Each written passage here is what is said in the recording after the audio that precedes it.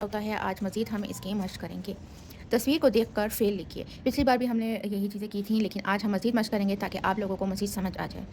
अब ये लड़की क्या कर रही है? किताब पढ़ रही है, ठीक है? पढ़ रही है, पानी दे रही है,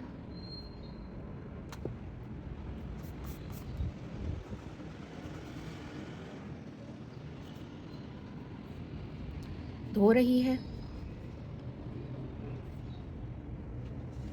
काट रही है। ये क्या है? गेंद खेल रहा है। मार भी रहा होता, खेल भी रहा है, ठीक है?